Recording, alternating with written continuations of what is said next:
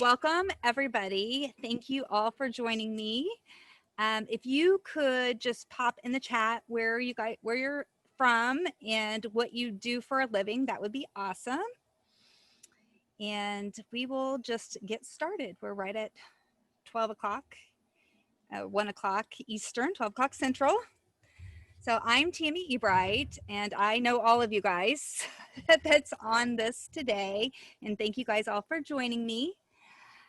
So we are going to cover emotional intelligence and today we're going to talk most about self-awareness. Then there's also, tomorrow will be over self-regulation. Motivation will be Wednesday. On Thursday, we're going to talk about others awareness. And then on Friday, we'll talk about regulating with others. And I'll go over here in just a few minutes what each of those means, but we will dig into each subject a little bit more as we go throughout the week. So thank you guys for participating. After this, you will receive the recording via email and a little homework, if you choose to do so, to where you can really dig a little bit more into yourself as we go throughout the week. So anyway, I'm really happy to see you guys here. Okay, so what is emotional intelligence and why is it important? So emotional intelligence is the ability to sense, understand, and effectively apply the power of your acumen of your emotions. So basically it's how you can be aware of yourself, your effect on others, and how what other people say can affect you emotionally.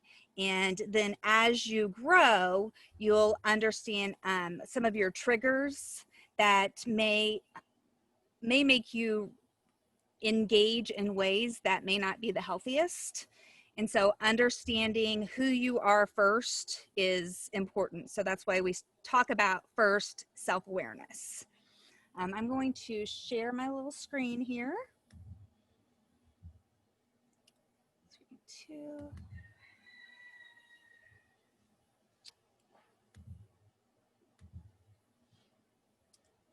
Okay, so if you look at this little chart down here, figure out how to get over here. All of your best decisions begin with EQ, or the emotional quotient. And that's like the foundation for everything that we do. Your cognition is the mental process of acquiring knowledge. So as you decide in your careers what you want to do and how you want to go after different things, that is the mental process. It's similar to your IQ. However, your IQ is actually kind of more of a standardized test.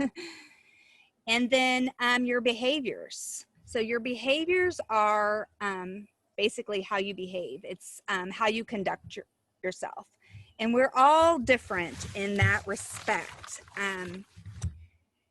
Behaviors in a scientific basis is the how we prefer to communicate. So in DISC, there's an acronym for it. So D stands for dominance. It's how we solve problems and challenges. The I stands for influence. It's how we influence others to our point of view. The S is steadiness. It's the pace of the environment that we prefer. And the C is compliance. It is rules and procedures set by other people. There are no right or wrong styles. We just are who we are. But we have to also be aware of how our style can be affecting our day-to-day decisions, as well as how we are interacting with other people. And that fits into the whole self-awareness piece.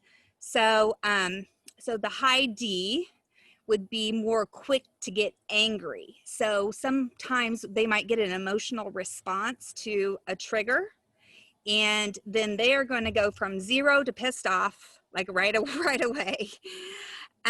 Now, sometimes that's before they have all the facts And they may have a tendency to be a little dictatorial whenever they're engaging with other people. So can you understand like how that could affect your emotions as well as the emotions of the people around you, is if you have this behavioral style? And this is 17% of the population. And so the I may tend to overtalk in situations. Whenever they get nervous or they're triggered, they may tend to want to just talk their way through it, which is a great sales skill sometimes, but higher people in higher emotional intelligence tend to earn more money. And when you can take your ability to talk on the fly and also be a good listener to others and really understand where they're coming from, then you're going to really grow as an individual and as a parent. The S, they may tend to withhold their feelings. So I'm sorry, and the I is 24% of the population. So the S, if they withhold their feelings, let's say that they're triggered by something that you've said, or if you're the S and you're triggered by something that somebody else says, you may tend to just kind of push that down deep, and then one day you could go postal.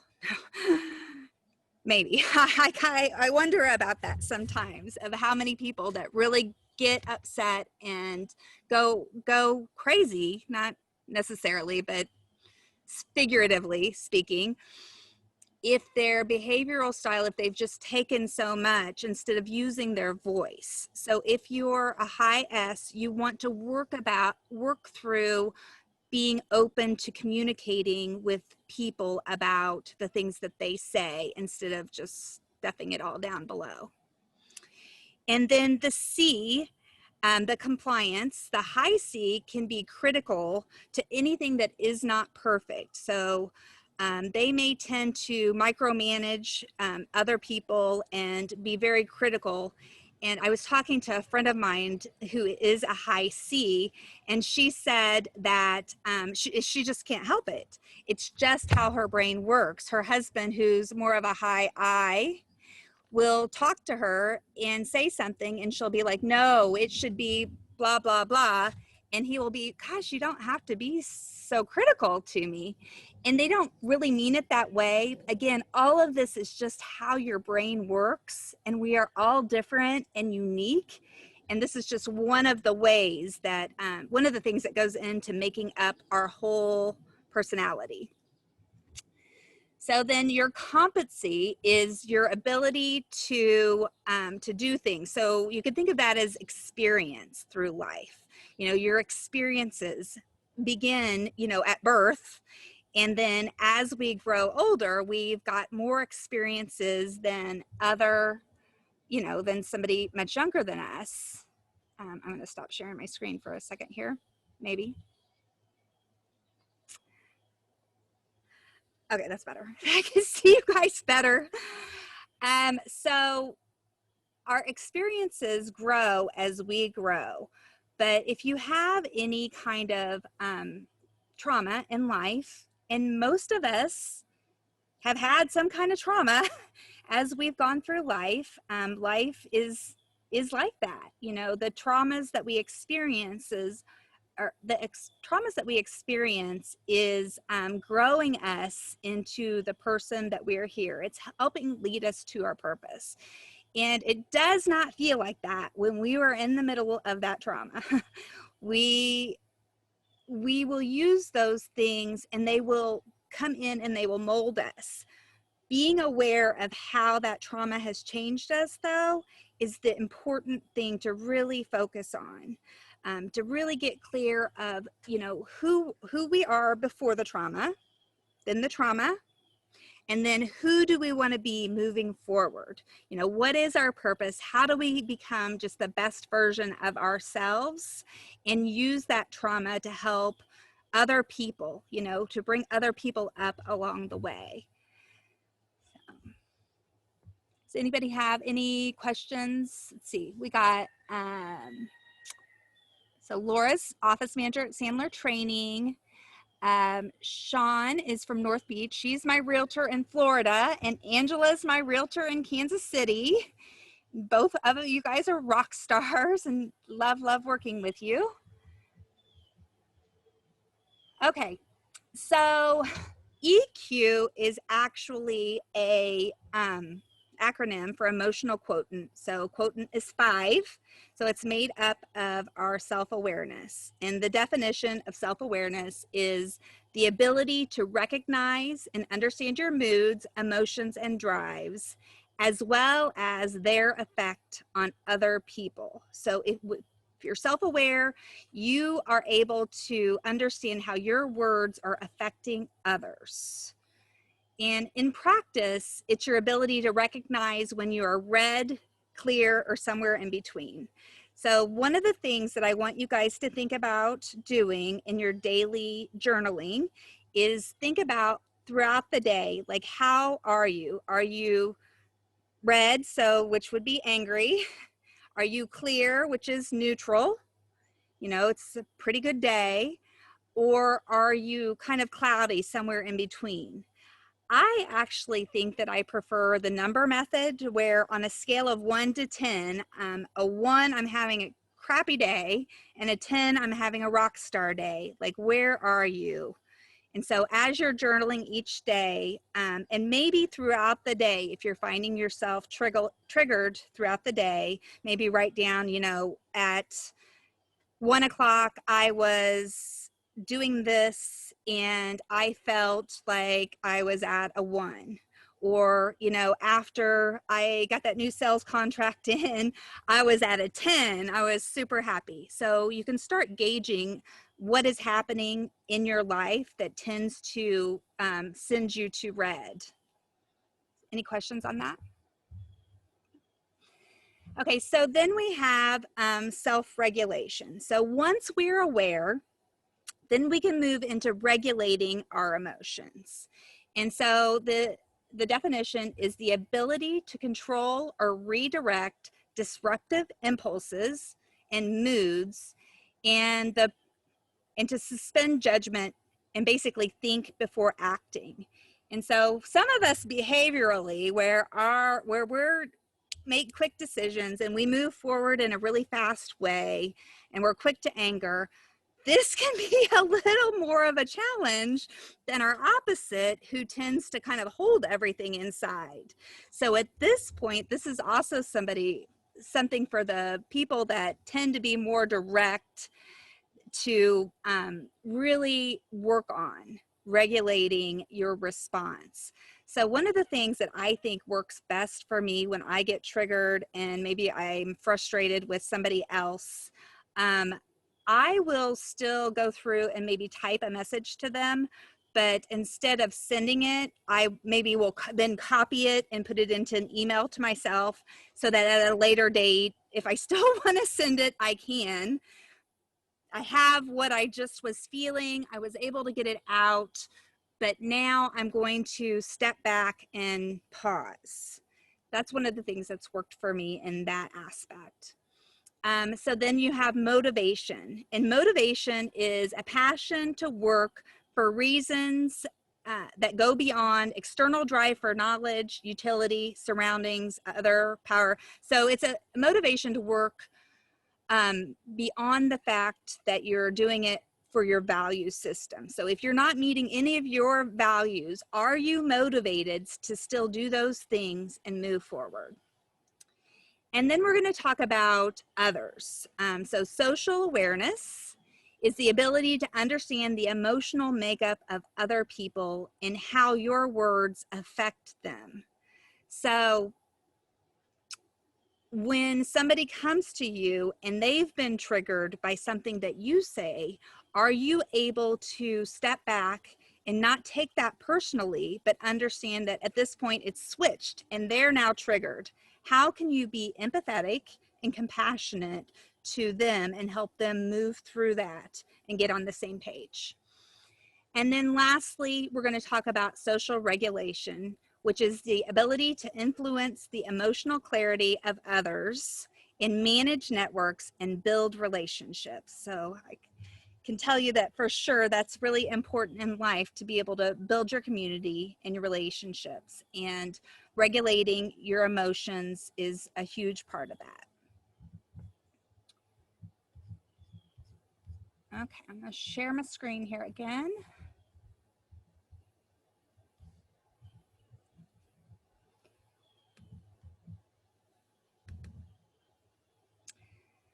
Okay, so if you were to do an assessment, an EQ assessment with me, this is one of the visual tools that you get that shows where you are in each category.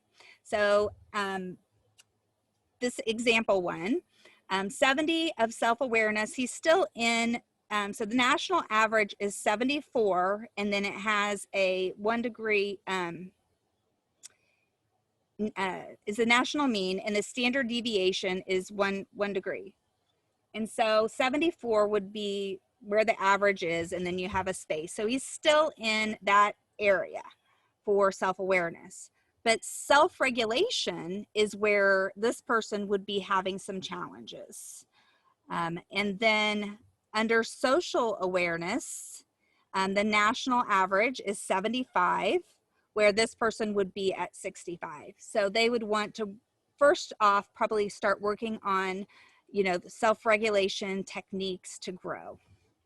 And then lastly, social regulation, which is the same. And then motivation is around the outside of the wheel. And so at the top, you're looking at the self, and at the bottom, others, and then awareness and regulation. And that's what makes up your EQ. Are the black, did you say the black numbers were the averages? Yes.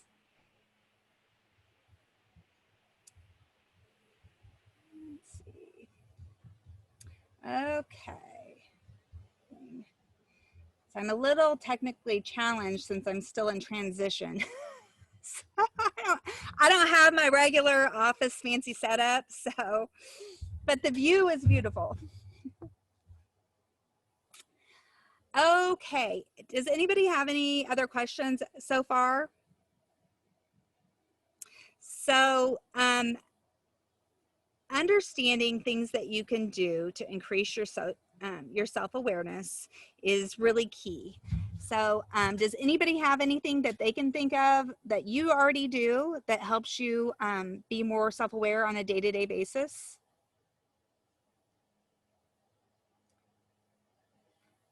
So journaling is a great thing to do. Journaling really helps you reflect on your day and understand kind of where you are.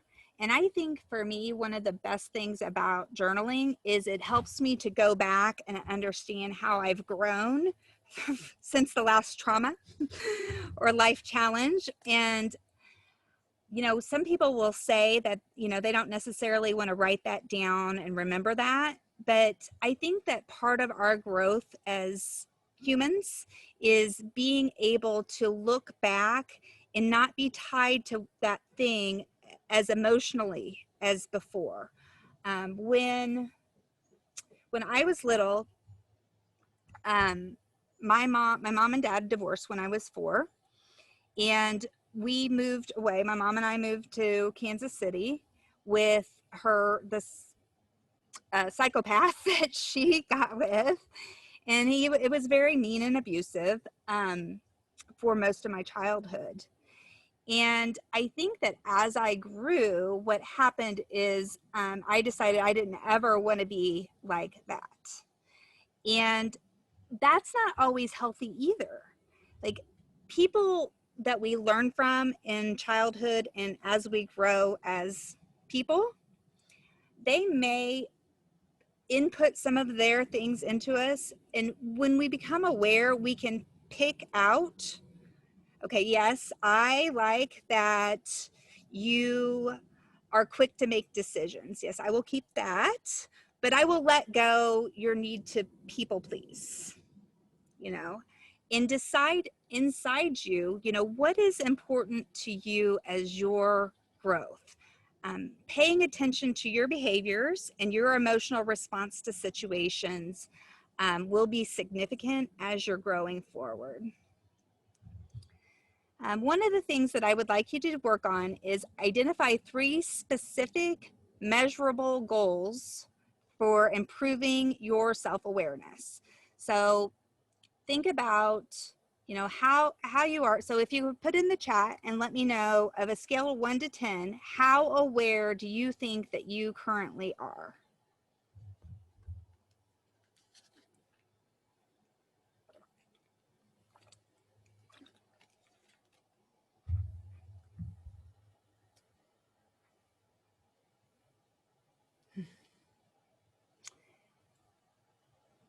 And then you're going to want to practice self-reflecting so that you can increase that score to move up. So if you're currently at, you know, a 6 or a 7, then what do you need to tweak to get to, you know, a 7 or an 8? You know, we're not trying to be doing a sprint here. Growing your EQ is actually more of a marathon, and it's doing just little tweaks each and every day. And one of those tweaks will be journaling, and you'll have some questions to go through as homework that will help you really kind of dig deep inside you and understand kind of where some of those things are coming from that you may identify as behaviors or emotions that you want to be better about. So is everybody journaling on a regular basis? No? Brenda, we're getting a new journal.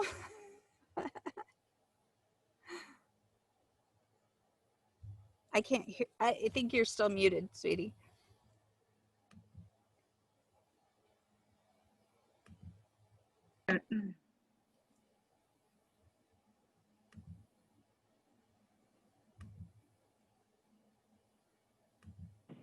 Got it, but haven't used it yet.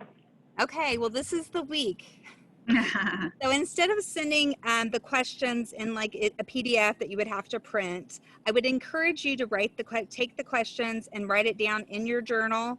That way, you know, a year from now, you could also reflect and see, okay, this is where I was when I began my self-discovery journey.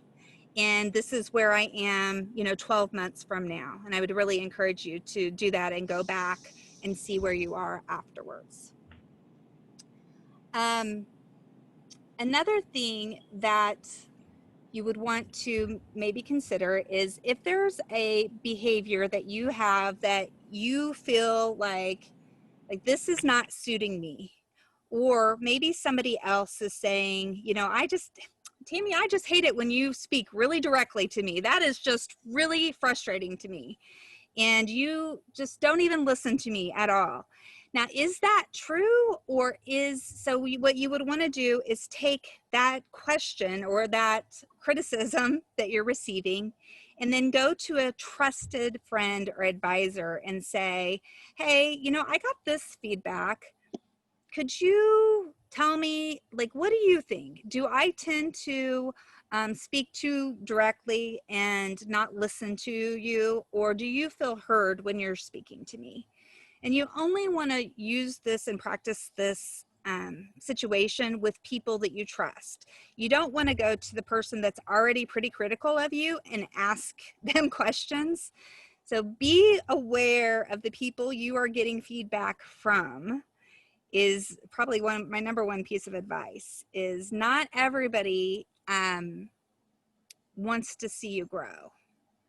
You know, some people like to be stuck in their own sadness and bring other people down with them.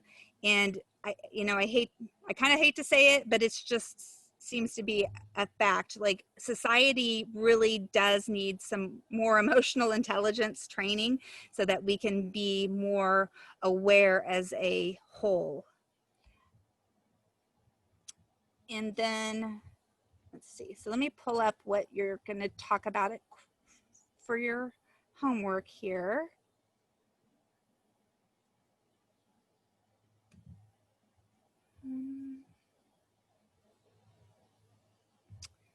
Challenge. Okay, so these are the questions that you're going to answer today, tonight when you're journaling, or if you have time this afternoon. So what is your emotional temperature?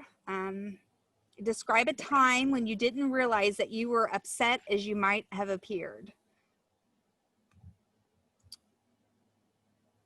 And you don't have to write these down.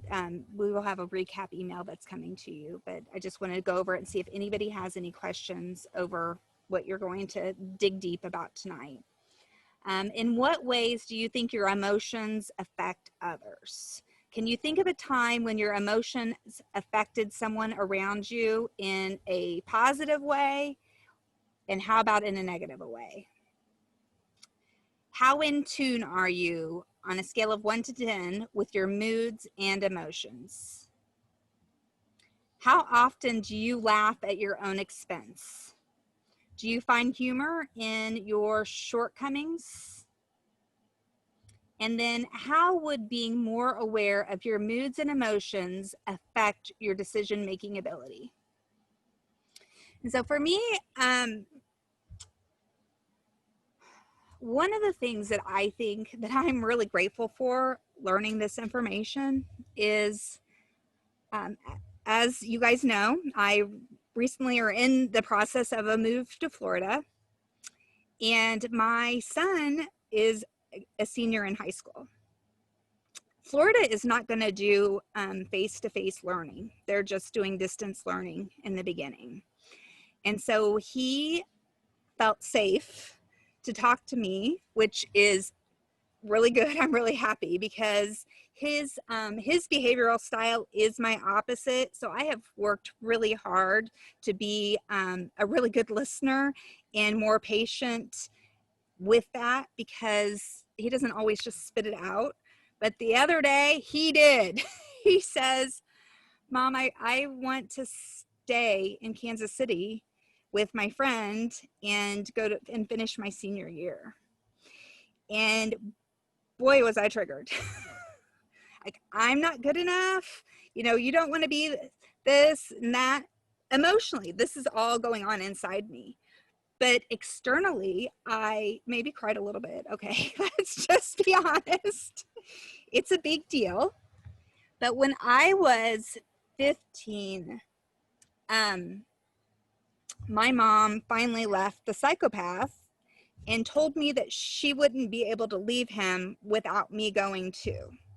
And I was actually in a very steady, safe environment. I was at this point living with my dad, and for her to leave him, I had to go. So I was taking care of her. I'd always kind of done that.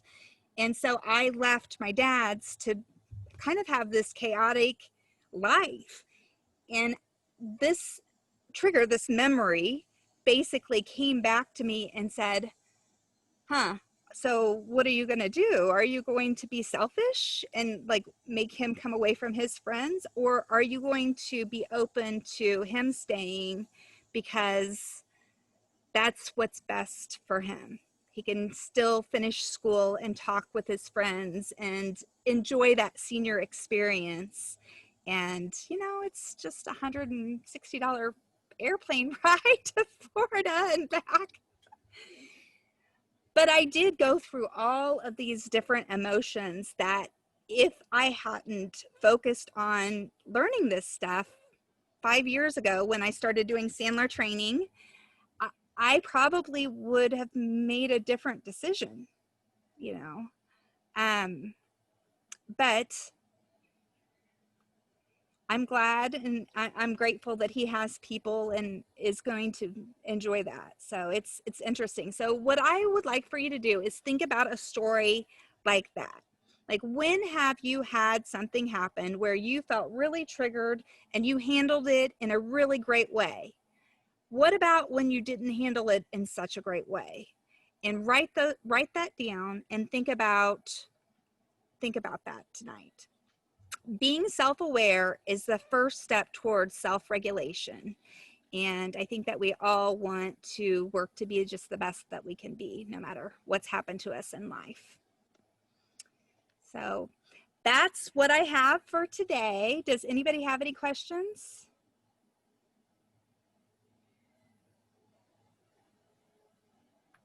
Hey, Tammy, what are some other things, like besides journaling, what else can we do? What other tweaks can we make to grow our EQ? Like, what are some examples? So some of the other things that you can do is, let me get my sheet. You want to start looking at your patterns of behavior. Are you noticing that a certain situation or certain people trigger you? And can you figure out where that comes from? Because a lot of how, when we're triggered by other people, it comes back to what has happened to us in the past. Because people just, most people, like there's the spectrum of people that are like really crappy people in the world. But overall, I don't think that most people get up and want to just piss us off every day. Typically. I mean, there's some people that do, but don't get me wrong. But overall, most people are really genuinely just trying to do the best that they can. So one of the things that you want to work on is listening more than you talk. Not you particularly, but us all in general. We learn collectively by listening to other people. People have great stories that can help us to get to the next level. And if we spend all of our time talking versus listening, then we're not going to be able to learn that new little thing that's gonna help us. And I think that is probably one of the number one things that you can do is just listen more, ask curious questions to people and let them talk and get fully out what they're trying to say. Be curious about your own mind. So again, that's with noticing patterns. Do you notice that, and I know like some of the people hear stories for sure. Actually, I know everybody's story, I guess. But we've all had some people in our lives that have been really challenging to work with. And, you know, mother-in-laws and sometimes our children, sometimes, you know, whoever it is that we want to shoot them when we're, oh, I'm not advocating that, obviously, but they say things to us that can be really hurtful. But when you become really aware of your triggers, then you don't take that personally. People that say mean things, that's a reflection of who they are, not of who you are as a person. And I think that that's the hardest thing to learn and accept, is that when somebody is putting us down or being difficult, that's their stuff. And so when you become more self-aware, you quit taking on other people's emotions. You like, one of my past mentors talked about when you go into a room and you know that it's going to be with somebody that is going to bring you down, you need to put on your invisible barrier, like zip that up and have your bubble. It's like a mental bubble where you know that you have to be a little more on guard and less wanting to engage. When you some of the things that I've learned about is it's called going gray rock, where you're just numb. Whenever somebody says something that could be triggering to you and you just don't engage and you don't act like it bothers you at all. Like you might go home and journal for 5 hours afterwards, maybe not 5 hours, but you know what I mean. But during that engagement, you want to just not respond. And eventually, you're no longer a challenge for that person to be abusive to you. When you can go gray rock and just be like, huh, that's interesting, and they don't get any kind of response, then it's kind of boring. They move on to somebody else. Ask for feedback from somebody that you trust, and then reflect on your values. So some of my scientific based values are like, I'm resourceful and receptive to new ideas, objective, so I can work in chaos because, well, life has been a little chaotic. And so I have to like sit back and think about, like, what do those values mean? How did they come? And what do they mean? Are they still serving me? And I think that at, like, my kids, I've tested them and their values are still kind of in the middle. But obviously at 48 tomorrow, my values are pretty set. And what I want to make sure that I'm always doing is just being aware, like, am I being resourceful because it's the right thing to do? You know, am I needing a return on my investment of time because it's about me? Or are there times when I don't need that return on my time, but it's just because I want to help somebody grow? Just whatever. And that's just a situation for me. We'll talk a little bit more about the values throughout the week as well. So what do you value? What's the most important thing to you? I think, Brenda, you're the only one that hasn't done an assessment or doesn't have any kind of an assessment with me. So I might send you the links, let you take it too, so you can kind of see. What else? Anybody, did that answer your question? Mm-hmm. Yeah. Okay. Cool. And then creating an action plan of where you want to go. So let's say your score is at 70 and you want to be, work up towards it. And it's really not even necessarily about the score. It's being aware that you're practicing self-reflection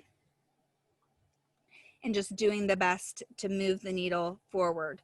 People that have higher EQ tend to earn more money because they're able to take all of their other abilities and be more zen in conversations so that people want to engage with them more.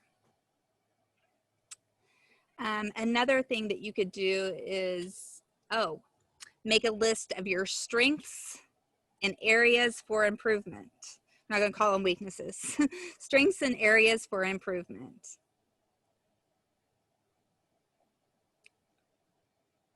So, anybody else have any questions? No? Well, thank you all for being here today. I look forward to seeing you guys tomorrow. And the replay and the homework will go out here shortly. And just feel free to send me an email if you have any questions in the meantime. And I will see you tomorrow. Bye.